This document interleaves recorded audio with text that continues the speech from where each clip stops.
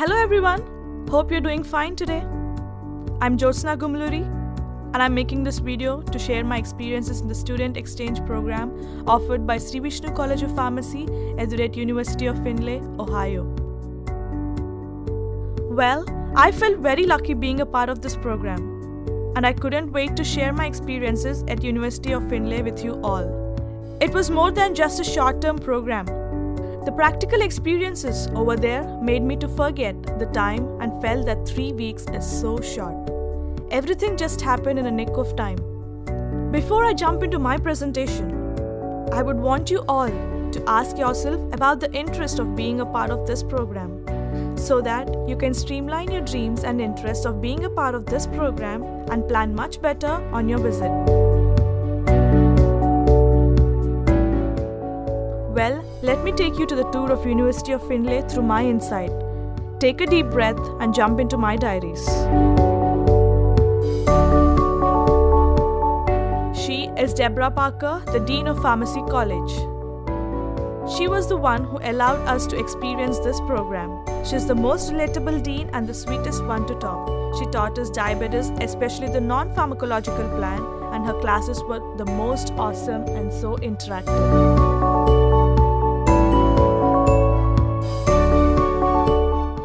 Here, I would like to explain you how the university premises are.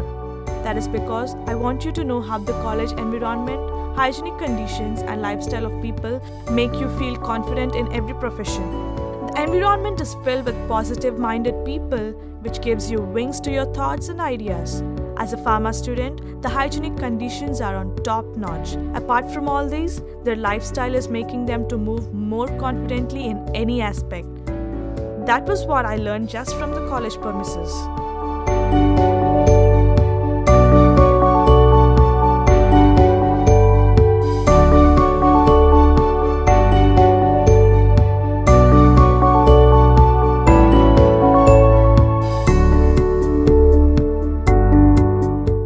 So this is the brief schedule of my 3-week stay in Ohio. It's not just about the subject, it's about knowledge, wisdom, practical experience and lots of fun. Fun is a part of everything I experienced over there that made me relieve from my tensions and pursue the task so flexibly. Knowledge over there is not just in the books, it's surrounded everywhere. The moment you gain knowledge and confidence to judge things, wisdom strikes you. So with all excitement and curiosity, I stepped into day 1. It kick-started as the way I expected with knowledge and fun. And it was a campus visit, and Sir explained us everything about the campus which came through our way. Believe me, Professor Shaker is a great man with ethics and you will surely enjoy his company. Any experience must begin with day 1. So here is a memory of my day 1. Regarding the classroom atmosphere, tell me I forget, show me I may remember, involve me I will learn is the basic fundamental they use. So here in SVCP, we have very good classroom facilities and advanced teaching faculty. It is the same in UF also, but everything is computerized. The process followed by the students really surprised me. The notes is sent a day before or a week in advance, and the students do basic work required for the day and attend the class. I stress it's before time. And in the end, they'll have a class test designed in their own website on that particular topic. Or teacher will give live examples and make students think on it. Or give a case in group and make students work on it and come with answer which is discussed with the whole class in the presence of the teacher. I realized that this method of teaching and such advanced classroom technology is making the students to push more into subject, think and put into practice. Now, we are at a point to know the importance of our roles as a pharmacist. Before I give my answer, I would like to narrate a tragic story narrated by her father that happened for real. Emily was diagnosed with yolk sac cancer when she was about a year and a half old. The tumor was at a size of grapefruit inside her little tiny abdomen. Even though our Emily was diagnosed with this frightening form of cancer, her team of doctors and nurses assured me that Emily's cancer was not only treatable but highly curable. Emily endured months of surgeries, tests and rigorous chemotherapy sessions. If Emily's blonde ringlets had not fallen out due to the chemotherapy, no one would have been able to tell that she was even sick. She maintained her sweet disposition and contagious little giggle throughout her treatments. Emily loved to play dress up with her big sister Catherine with all of their princess outfits. Nate, her bigger brother, would read to her for hours and hours the same books over and over. However, Catherine and Nate adored their little sister Emily. Emily's treatment had been so successful that her last MRI clearly showed that the tumor miraculously disappeared. In fact, 3 radiologists had to review her MRI films due to the fact that there wasn't even a residual scar tissue left. Emily's doctor said it was as if she was never having cancer. Regardless, she was scheduled to begin her last chemotherapy session on her 2nd birthday. This last treatment was just to be sure that there were no traces of cancer left inside her little body. We celebrated Emily's 2nd birthday in the hospital.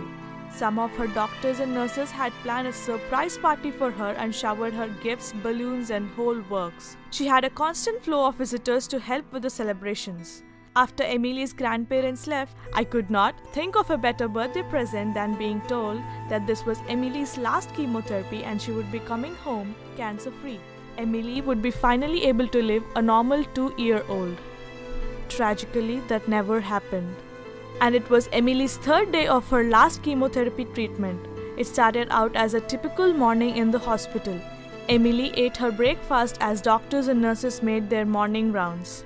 Emily and her mom took few laps around the floor with her IV equipment while she pedaled her big wheel with all of her might. Emily's grandparents stopped by for a brief visit. That was the last time they ever saw their little Emily alive. Emily's fatal dose was administered at 4:30 Sunday afternoon. She woke up from her nap, which was so out of her character. As she picked her up to cuddle with her, she noticed how her little body was so listless. Emily spotted her mother's can of Coke that she had on the tray and begged to have a sip. She sipped the rest of the can through the straw in a matter of seconds. She cried for more before she started screaming, "Mommy, my head hurts." The whole time she was screaming, she was holding the sides of her little head. Emily began profusely vomiting. I was just walking in and as the nurses were grabbing her from her mother's arms, Emily went completely limp and the nurses began to resuscitate her. Within seconds, there were doctors and nurses everywhere. Emily was rushed to the intensive care unit as a team of doctors urgently attempted to find out what could possibly be going everywhere. Within the hour, my precious daughter Emily was on life care support. We held Emily's little hand and ran along the bedside, and she was rushed to have the CT scans, and various other tests were done to determine the extent of damage to her brain. Since the life support machines could not go into the scans with her, the nurses climbed on the bed manually and kept her breathing during the test. This was so awful and still no answers as to why Emily was dying. This couldn't be really happening. No one could sleep that night. We sat on Emmy's bed holding her hands and kissing her little toes as the machine kept her body alive, hoping that we would wake up and this terrible nightmare would be over. It never ended and it has just gone worst. The next morning, the room was filled with strangers, horror-filled faces, and we were told that how my little angel Emily wounded up brain damage on the life support.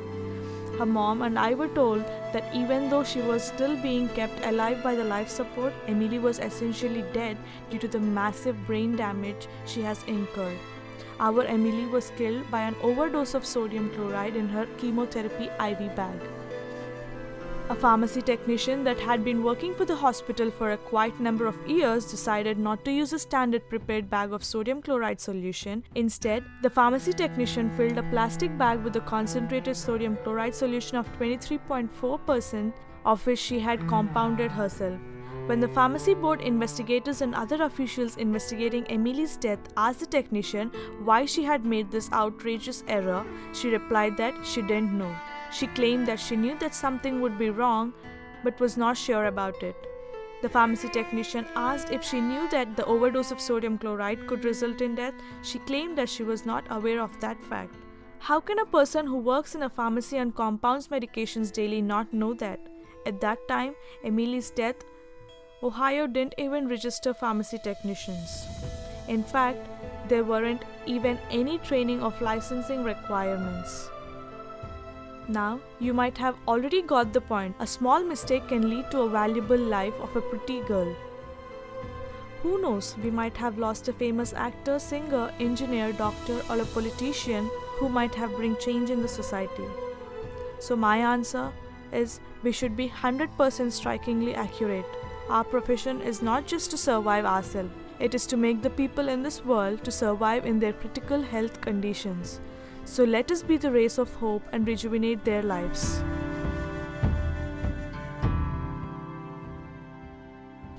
This was Advanced Specialty Hospital Toledo, which was a 40 minutes drive from Ohio. It was a 40-bedded hospital managed by 2 pharmacists and 2 technicians who work in shifts. Here we have seen various aspects on preparation of TPN, therapeutic drug monitoring, cumulative dosing, how vancomycin is monitored, therapeutic interchanges, spreadsheet of their hospital, and many other things. We also saw that they maintain various records on ICU drip guidance, antibiotic stewardship, patient cultures, drug supply chain security act, etc.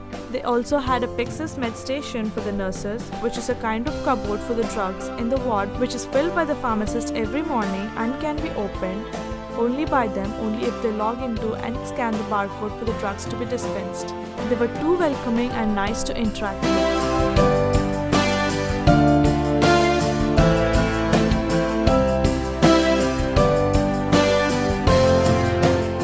We have also been to the Blanchard Valley Hospital and we have seen the Comadan Clinic, where there was a good flow of patients who regularly come to keep in check of their INR levels. The patients get counsel on their levels and dosage alterations if any. Dr. Susan's interaction with us was very educational. We had been to Vandot Memorial Hospital for 1 week and it was a very big hospital well known for its cancer treatment. The whole pharmacy unit was awesome and took good care of us just like a family. Scott Geyer, the director of pharmacy, has been since 27 years and if I start talking about him, this video will not be sufficient. Here we have seen various aspects on how drugs are dispensed for inpatient and how they are double checked, labeling, utilization of software for maintenance of patient records, calculating the creatinine clearance levels, preparation of IV antibiotics, refilling the bills and checking if the refrigerator is in good condition with appropriate temperature, eliminating the expired drugs, chronic care management, cytotoxic reconstitution of drugs, etc. There, we have also seen a unique culture of how they offer and make shifts in offering food every Tuesday and Friday. That was an awesome practice to have a nice get-together for all the staff once in a while. And also, they had meeting 9 a.m. in the morning where all the doctors, nurse and pharmacists sit together and discuss the condition of the patients and make changes in the treatment if required.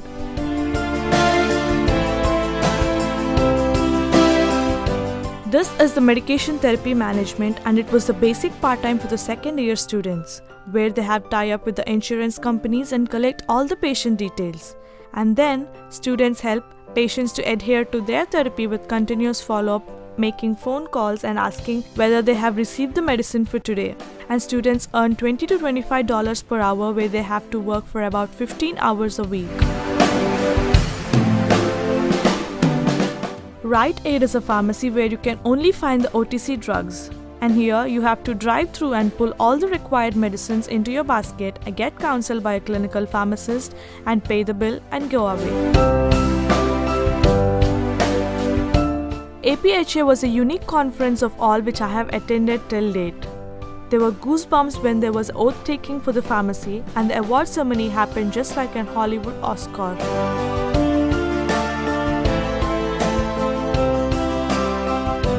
The dynamic downtown Nashville and its nightlife waterfront locations of Cincinnati and Kentucky were jaw-dropping.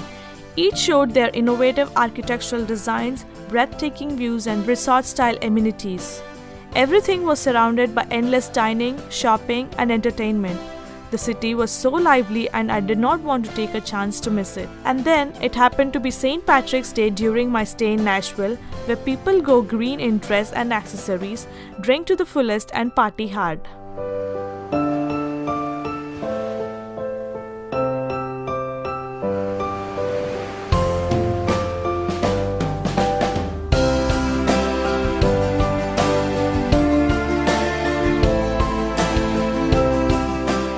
These were the two main keynote speakers during the conference I have attended. I was very much impressed by a speech of his line, "Walking a mile in your patient's shoes." He also explained about the suffering and its form of excruciating spiritual, emotional, logical, physical, intellectual, and social behaviors. He talked about the digital patient. He is a co-founder and chairman of Patients Like Me and the founder and former CEO of ALS Therapy Development Institute. Since Stephen's diagnosis in 1998, they have learned so much about what patients need to know. He hoped to help the patients share their knowledge with others. Patients like me and ALS TDI come from the concept of wanting to find answers for today's patients. This was when we were on the way back to Findlay from the conference we have attended.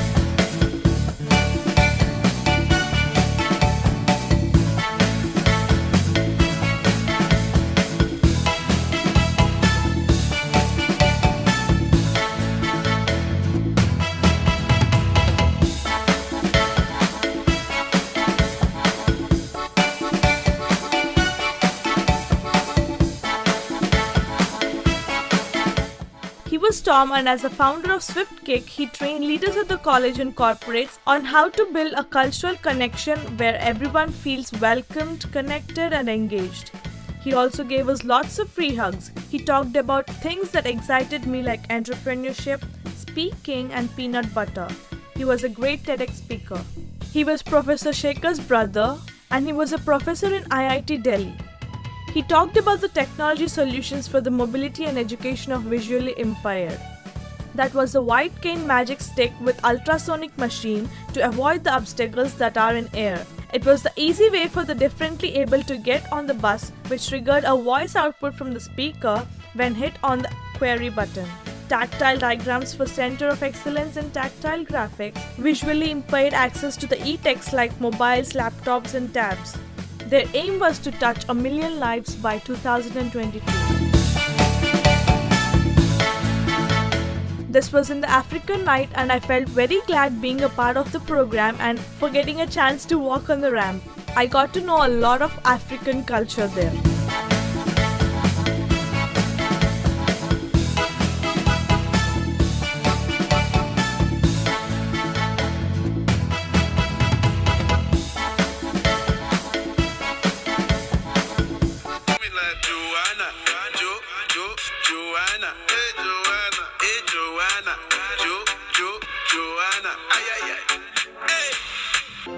This was a seminar that I attended, and it is the excellent teaching.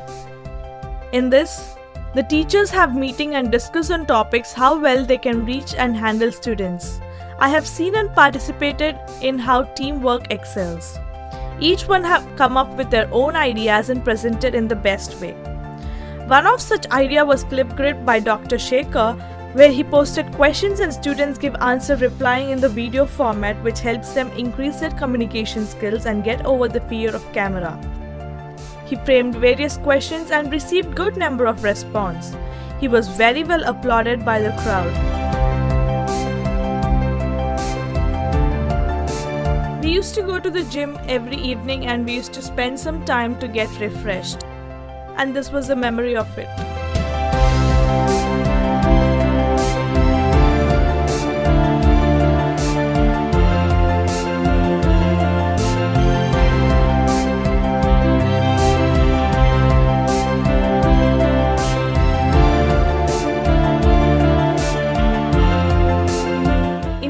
Each and everyone taught me something new in the name of student exchange program.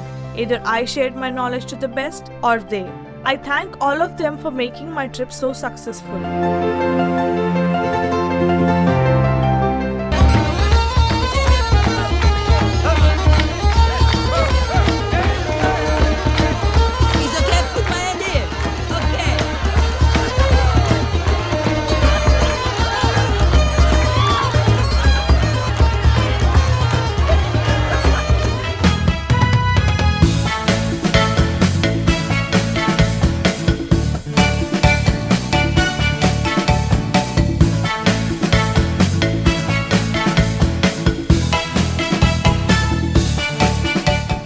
In short, this was a total difference I have seen in my trip.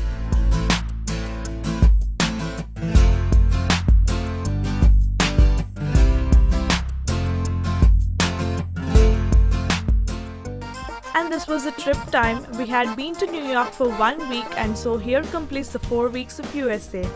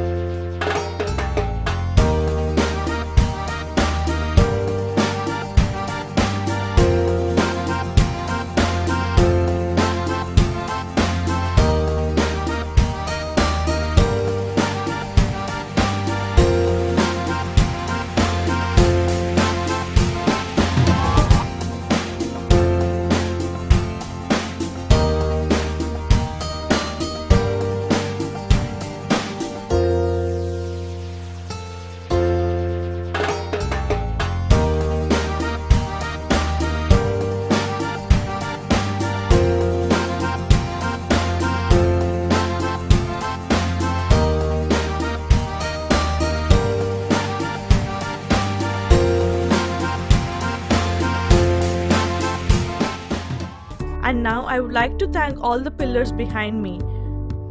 Dr. M. Chandrasekhar, the International Ambassador of Pharmacy Education, Shri K.V. Vishnu Raju Garu, the Chairman of Shri Vishnu Educational Society, Dr. Basvaraju Garu, the Director of Shri Vishnu College of Pharmacy, Dr. K. Prasad Garu, the Principal of Shri Vishnu College of Pharmacy, and my backbone and my support, my parents, and also the most supporting faculty.